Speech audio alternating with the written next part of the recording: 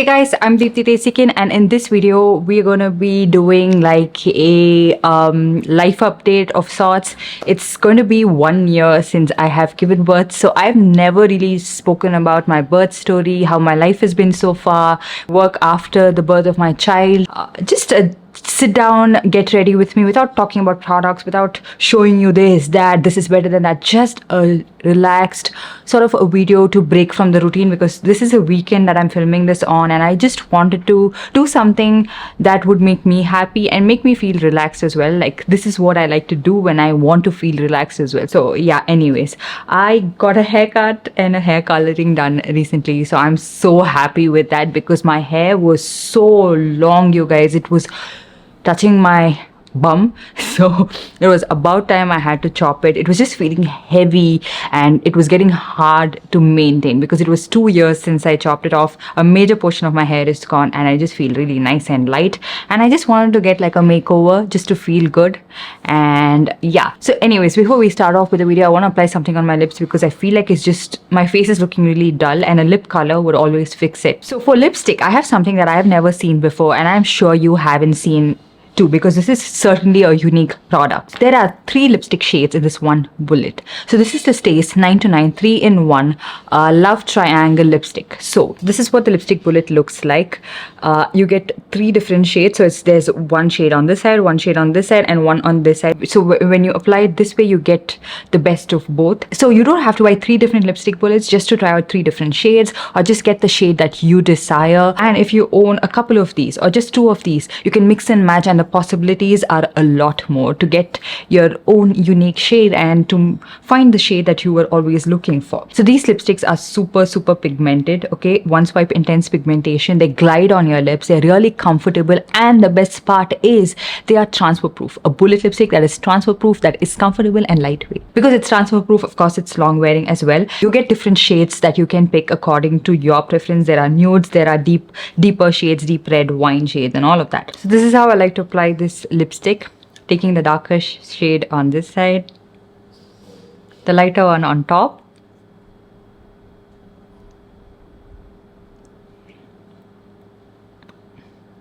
smudge my lips together, and look at the shade. It is so beautiful, so much more wearable. I absolutely love it.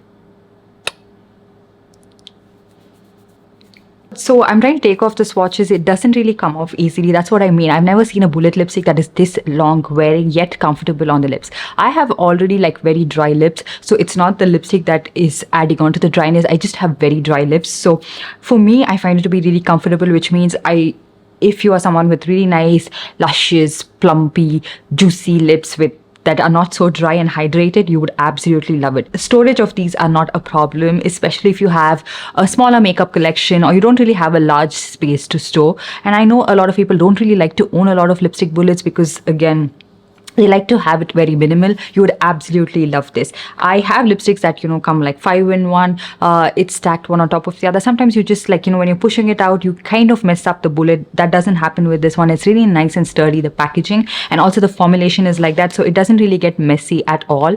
And even if you're carrying it in your bag or whatever, even when the weather is really hot, it's not like something that's melting off really easily. And I haven't seen something like this in the market before. It's certainly a very unique product. I have absolutely been loving it, and I think you should definitely check it out too. I'll make sure to link it in the description box below, and I will leave a coupon code right here on the screen with which, if you shop, you would get additional discounts. So anyways, let's get started with the video. First up, I want to share a little bit about how I went through this delivery process and all of that. So first up, I wanted to try out like vaginal birth.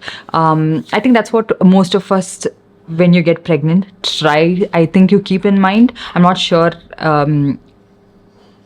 how many people are like that, but I thought I can do it. So so I prepped myself really well for that. I was exercising, I was eating healthy, all of that. So my pregnancy was not a bliss for me. I feel like the first trimester I was just like throwing up left, right, and center up until I entered like the 5th month. Actually, it subsided, the symptoms of it, and I started to feel so much better. But the beginning, it was just hard, and the person who helped me through this kind of like, phase was actually my husband. He was with me no matter what, coming back early from work, taking care of work, as well as me, cooking for me, getting me like healthy food. He was just there throughout, like a mother would. And my mother, of course, was of great help, but I don't stay with her. So over here, she couldn't do much, right? Like I live away from her. So towards the end of like the third trimester, I was just done, you guys. I think I was 38 weeks pregnant or 34 weeks pregnant when I was giving birth. I don't really remember right now, but I was just done. I wanted to be done with it because I was just feeling very, very heavy. It was really hard for me to breathe, for me to walk. My feet was always swollen. My face was swollen. So I was just like, oh my God. So one day what we were doing is, so I just was trying to like get some pictures with my husband. So my husband was the one who was actually clicking my pictures right here in my studio. So he is actually really good at all of this. So I didn't really have to look around and find someone professional just to get it done. He was actually doing a really good job. And we've kept those pictures private. So I just wanted it as a memory for me. So we were just clicking some pictures. And then I noticed that, I had like sort of like a spotting,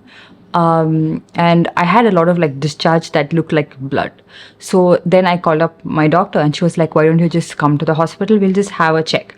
And then she came in and she was like, okay, you're having all of these symptoms, so I think you're ready for birth. So why don't you just get admitted? So yeah, I was like ready. I was admitted and all of that. And they used to come and check every now and then to see how much your cervix is dilated. So that was a painful process. If you're someone who's pregnant, if you're someone who doesn't like to hear all of these, I would say stay away from this video because I don't know how sensitive a lot of people are. And if you're pregnant also, I would say maybe don't watch it because you just would be scared. Okay, so let's continue with the video. So yeah, so every single time they would actually check how much your cervix is dilated. Okay, so that was a painful process and I hated that the most. And so then they monitored my heart rate, monitored the baby's heart rate, and then they found that I was actually 4 centimeter dilated and I was having contractions. So every single time the doctor was like, are you having contractions? I was like, what is contraction? Because I was not feeling anything. I had no pain at all. So she was like, yeah, you're actually having contractions. I can't believe you don't know that. So the baby is come down, you're having contractions, and also we'd have to like break the water to check that, to make sure that the baby hasn't pooped in your belly. So I was like, okay, great. What is that now? So again, they broke the water. All of this was quite painful. So at this point, it's like, it's just, yeah, I was just ready at this point and I was like, okay, shit, it's happening. So I don't think I was very scared, but yeah, maybe, I'm not sure. So I've only been in a hospital when my dad was sick. So the hospital on the whole, like these rooms and all of that, they have really bad memories like associated for me, and it just makes me very, very, very nervous because my mind instantly takes me back to that time where we were in the hospital with my dad and how traumatic that was. So yeah, at this time I'm like, oh shit, what's happening? Something is like, there's something leaking, there's like IV up my hand, and then they're injecting me with something else and all of that. So yeah, and every now and then they're actually checking for contractions and how much you're dilated. So all of this was painful, okay? More than like the contractions or like the birth pain, I feel like this was more painful for me. And because of that, I'm not sure if my heart rate went haywire, because at this time they were like, okay, we need to administer epidural so that when it's like 8 centimeter dilated and all of that, it would be painful and we can't administer epidural at that time. So we have to do it right now. So then they started to, prep me for that epidural injection, and so they were explaining all of this, and I'm not sure why they do this to the patient itself. So she was telling me like, so these are the pros of epidural, and then there are some cons as well. Like sometimes some people it could not go the way that we expect it to, so it can cause some lifelong issues. I'm not very sure what she was telling, like, because I was already in a little bit of pain, a little bit of confusion. She was like, so it can be permanent, something like this, like it can cause some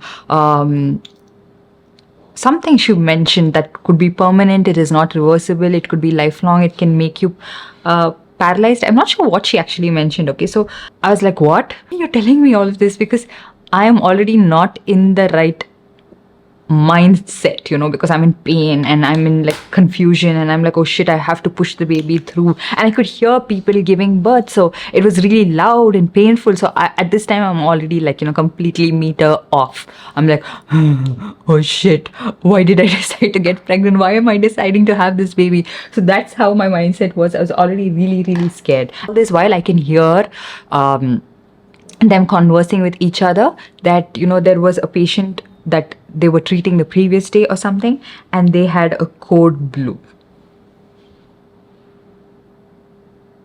So I'm like, okay, am I going to be the next one? Because at this time I was scared. So when they monitored my heart rate, it was all haywire. They were like, okay, you're very anxious, you're very, very nervous. What happened? I'm like, what happened? I don't know. So to me, I seem fine. Okay, like I am okay at this point, but they were going on telling me, you're very nervous, and it's like making it very difficult for us to prep you for vaginal birth. They couldn't continue with the vaginal birth, so they were like, we have to go in for an emergency C-section. If not, it could affect the mother and the child, so if they don't act immediately. So of course doctors know best. So I was like, yeah, we'll do whatever is the best, in your call, because we are not the ones going to decide what is going to happen, because I don't know shit about all of this. And she was a very good doctor. She was very calm. She was always there, and she was present at that point. So she had actually gone back home, and she had come back, and she was there the entire time. All of the doctors were there. Like, they were all present. They were just very concerned for me, and they were like just standing around me and looking at me. I think that made me even more nervous than I already was. So at this point I'm like, oh shit, man, is this going to be the end? I'm not going to see the next day. I'm not going to see my husband. I'm not going to see my mother. I'm not even going to see my baby. This is the end of me, because they were all around me very concerned and just looking at me like, they were not even discussing with me what was happening. So they were just discussing with my husband at this point, and that was scaring me all the more, because all this while they were actually telling me what was happening, and then they just stopped. So when they're taking me for the surgery, I'm doing this. Oh, maybe I'll never see you guys again. So like a last goodbye. And I think they were like my mom and my husband were like, what the hell? So they like covered my eyes so that I don't look at something and then like freak out all the more. And then they were just having normal conversations among themselves, I think, just to make sure to make me feel normal, so that I don't get all the more freaked out, like, why did you cover my eyes, what's happening?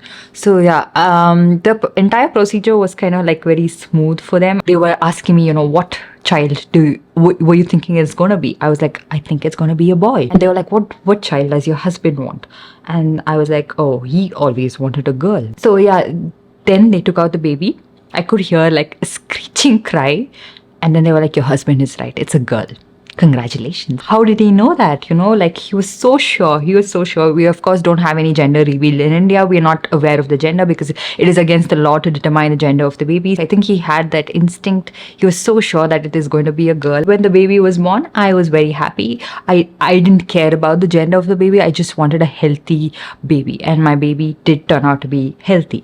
And the cry and everything was damn cute. Okay, I could hear it, and she had a very squeaky but yet gruffy voice, and it was very nice to hear it. But they didn't show me the baby immediately because they wanted to stitch me back up and then make sure I was all okay. And then they showed me the baby, and she was the cutest little thing I always dreamt of. So they asked me to kiss the baby, which I did, and then they took her away and then again prepped her for all of that. And throughout this process, I could see what they were doing, and then they kept her aside and they showed her to my entire family, where everybody was happy. My in-laws, my husband, the extended family, friends, everybody was there. So that was something that I was like, oh my god, I didn't know so many people would turn up for us. They kept me in observation because of the issues that arose earlier. There were a lot of doctors who came in for consultation. They were a little bit concerned, and they asked me if I had such anxiety episodes before and after the birth and everything. I think because they kept me in observation, which was a little bit of an isolated place, I think I got into a lot of sadness because I'm not able to see my family. I'm not able to even hold my child because it was not advisable at that time. And then when they take off the catheter and everything and they ask you to walk to the washroom, that is when I first realized what pain really is.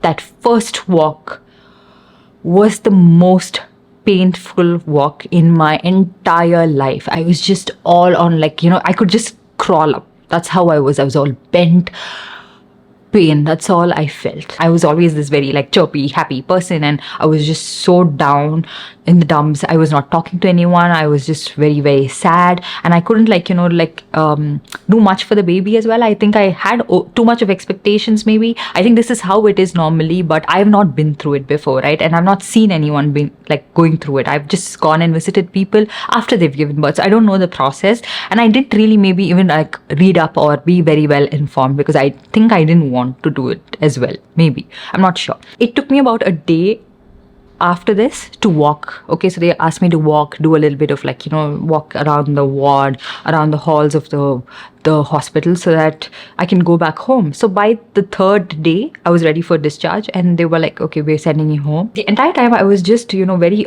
worried how I would get up from the bed.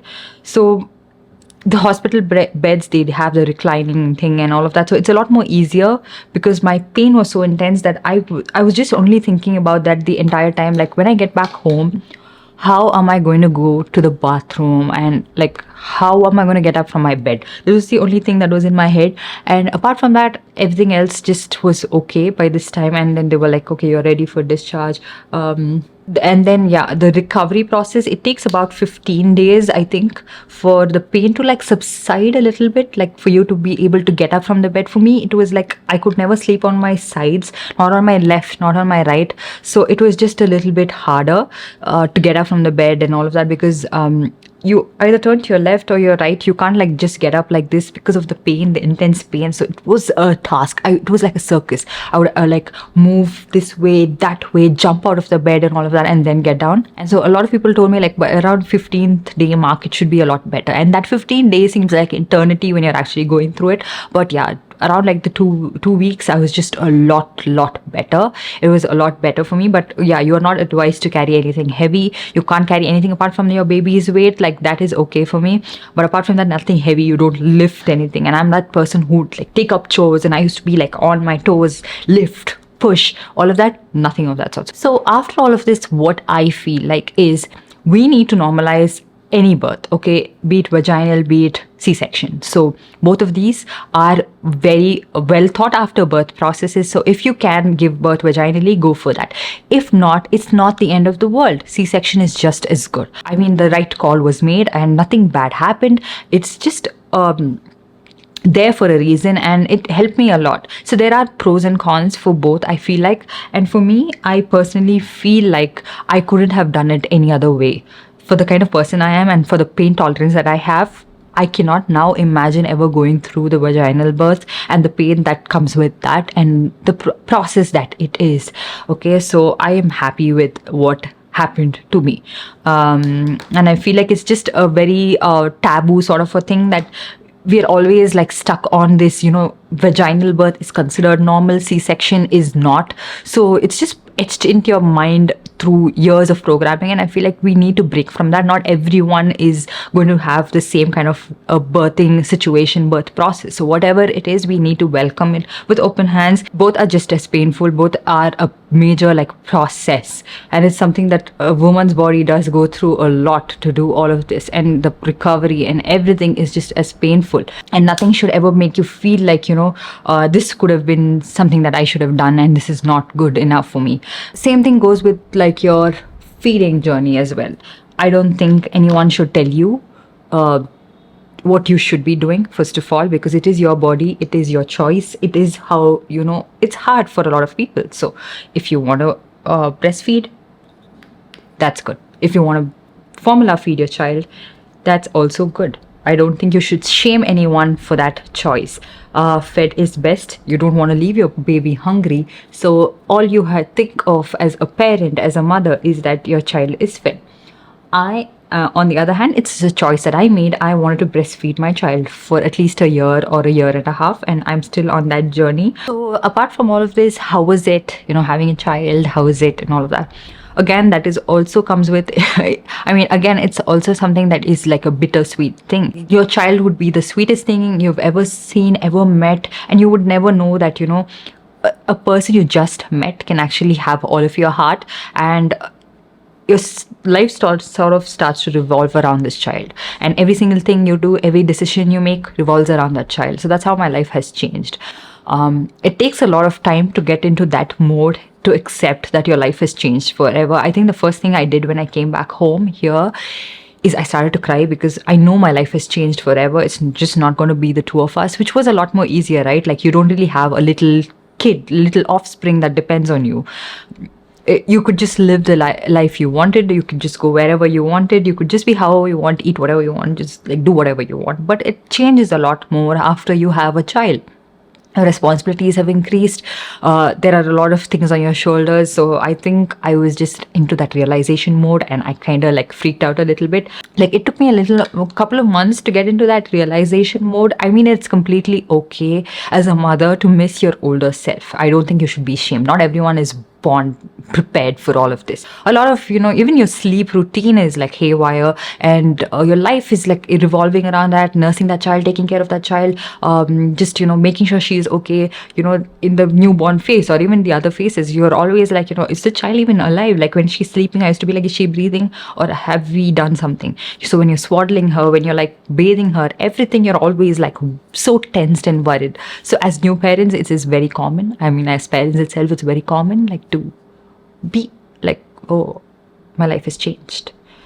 So there's nothing to be ashamed about that, I feel like. Usually after the birth of a child, everybody's attention shifts on the child. Not many people ever care about, the mother. Has the mother eaten well? Is her nutrition enough? Has she been eating? Has she been sleeping? I don't think anyone cares. Everyone asks, okay, did you feed the child? Has the child slept? But not really anyone cares about the mother. But for me, my husband was like, the entire time focusing on me, making sure I've eaten well, eaten nutritious meal, and getting back to myself. For 1 month, I remember she slept pretty well, and then after a while, I think she was colic, so she would screech and cry. I remember both of us used to take the baby and just go out at 2, 3 in the morning, because she wouldn't just sleep, and then the car movement used to help her sleep. So we used to just go around the locality, just making sure she slept for a while at least. And there was no break for us in that process. And so when we come and put her back down, she's awake, wide awake. So this was, I think, a routine for almost 6 months. She would just cry. So if I go to my mother's place, it is all over a different place, right? So she would just screech and cry in the middle of the night. And so many nights I've just come back, packed all my stuff and come back home here, just so that she would stop crying. And my mother-in-law is someone who's like so patient with the baby. She used to rock her back to sleep and do something. In that aspect, we were very lucky as well. We did have help, not maybe throughout the day, not all the time, but to a great extent compared to a lot of people who don't really have any help. For us, it was a lot better, and I have to be grateful for that. I cannot deny the fact that we did have quite a good amount of help. Burping the baby is a process. It's not just like us, we'll be like, oh, you're done. No. You have to make sure that it's done the right way. There are like different processes. Different people believe in different things. Some people believe in pushing it out. Some people like rub it down. I'm not sure. We tried everything possible. We used to burp her at least twice and then put her to bed. My sleep was like very haywire up until her 6th month. And then one day she just decided to stop crying in the night, and she slept a lot better. And when I tell this outside, I'm like, I at least got like 2 hours of good sleep. They'll be like, what? That's all? How are you able to function? And all of this while we resumed back work, both of us. So it was really hard. It was taxing mentally, it was taxing physically, but we were up and running. And then my work did take a back step, because you can see like I was not posting as much, and I was not like, doing as much. But this is not my full-time job. I'm not sure how many people remember this, but I have a job outside of YouTube as well. We have a business that we take care of, my husband and I. So that did put food on our table. So our major source of income is that. business that we run. So I do make a good amount of money from YouTube, but that is my major source of income. So because of that, we could sustain, we were able to push, and I was working on it remotely, but most of it was taken care of by him. And then we did get back to work. I did get back to YouTube. And a very good thing is that my audience was always there. Like all of you were waiting eagerly to watch my videos. Every single time I posted something, a lot of you guys were like always there, commenting, engaging, and all of that, which kept the algorithm going, which kept it very, very steady. It was just going really well. So thank you so much for that. Thank you for being patient with me. Thank you for like giving me the time to get back. Not a lot of people even know that I gave birth. Not a lot of people even knew when I was pregnant. I thought that not a lot of people would care. Like, why would you care if I'm pregnant or not, if I've given birth or not? So that's what was in my head. But a lot of you were very concerned when I stopped posting, and then I mentioned that I did give birth. And a lot of you were very supportive. You gave me that time as audience to get back and to get back on like to the rhythm, which took a long time. I wouldn't deny that. Even now, it's a little bit harder for me to film videos because of the amount of chores, but it is getting a lot better now that she's turning a year old. She's a little bit more on her own. She's playing around and all of that. So I'm able to get a lot of things done, go out and all of that. So my life has sort of gotten back to being its normal, like, you know, in the normal routine. So that is how it has been this 1 year. After 6 months, she did start to sleep a lot better, but now she actually sleeps most of the times throughout the night. Sometimes, you know, she just wakes up for like a tiny little feed and then she just goes back, sleeps really well, which has made me so much more of a happier person, and we are so much more happy as parents because of that sleep that we get, which I am really grateful for. And I never thought I would see this day. So if you are a new parent and you're like, I'm never going to sleep again, just remember that it is a temporary phase and your baby will sleep again and you would get your sleep again. And if you feel like you have lost your life has changed, there's nothing you can do about it, again, that would change too. As your baby grows, you would work out a way around that and you would form your own routine and it would get a lot better. It's not going to ever go back to being the way it was, just, you know, you and your husband or just by yourself.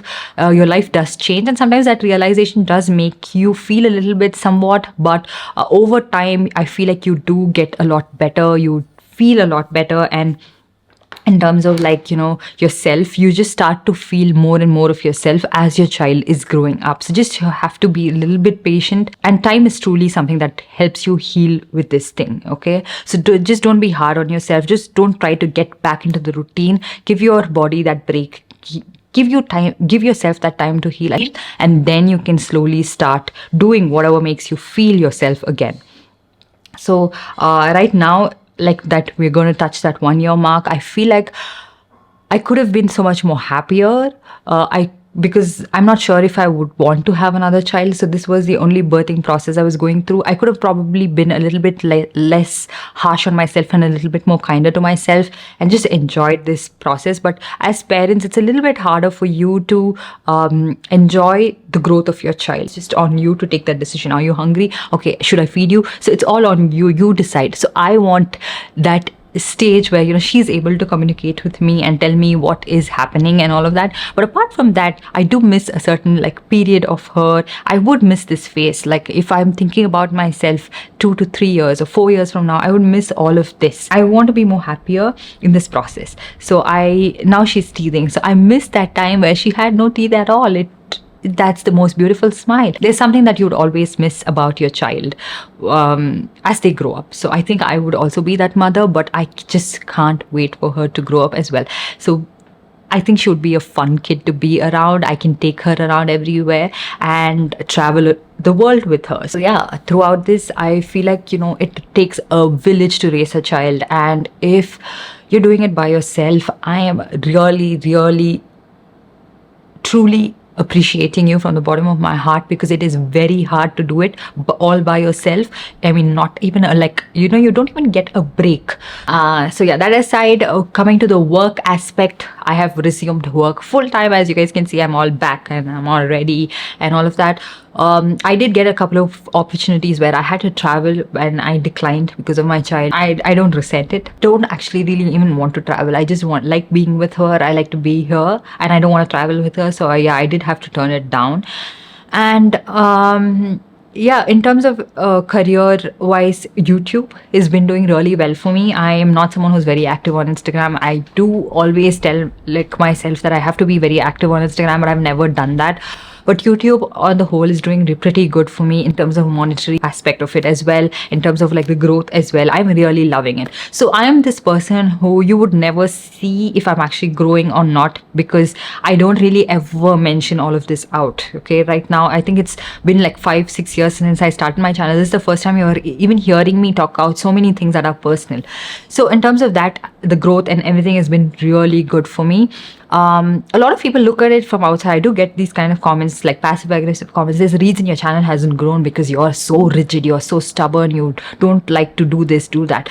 How do you know I'm doing well or not? Because in terms, I know how my channel is doing. Views are not the end for a lot of people. You know, I don't probably get a lakh views on my channel, on my videos, each videos, but I know the growth of it. And from the previous video, how much I have grown, how much views have gotten. And because I am exclusively like makeup, skincare related kind of channel, it wouldn't be as vast or massive as someone with lifestyle content or like something else, any other content. So I'm okay with that. And there I'm working with really good brands who are willing to pay well as well. And I'm working with really brands that align with my views, my channel. And I've always been like this from when I was a kid, because I've never shown what I've had. I've never speak about all of that, because I feel like it is something that has to be private. You don't really boast around, you don't really go around showing everything. So that's the reason you don't really get to see anything, like all of my, like whatever achievements I've had, it's all been very, very like silent and quiet. But I have been getting better work, better like views, better like equipments. My video quality has improved, if you guys have observed. So I've upgraded to a very good camera, very good equipment, which again is it costs a lot. So how am I able to afford that? It's all because of my channel, because of the views, because of you guys. You've been watching all of this. So yeah, in that aspect, I'm so grateful that even after all of this, I could get back to work, and it's just going really well for me in that way.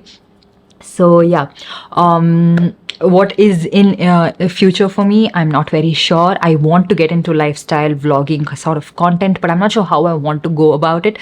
That's everything I wanted to talk to you guys about. I finished my look. This is how my hair looks like. Really short. I like it. So yeah, that's everything I wanted to talk to you guys about. I hope you guys enjoyed this video and found it helpful. It was a little bit of a longer chit chat video. Hope it helped you guys out. If you are new parents, you're going to be soon to be parents, I think you are in for a ride. So I think it's good to be prepared and know what is coming your way. That's pretty much it. I hope you guys enjoyed this video and found it helpful. If you did, give this video a big thumbs up and also subscribe to my channel and let me know what other videos you'd like to watch. So yeah, see you guys in my next one.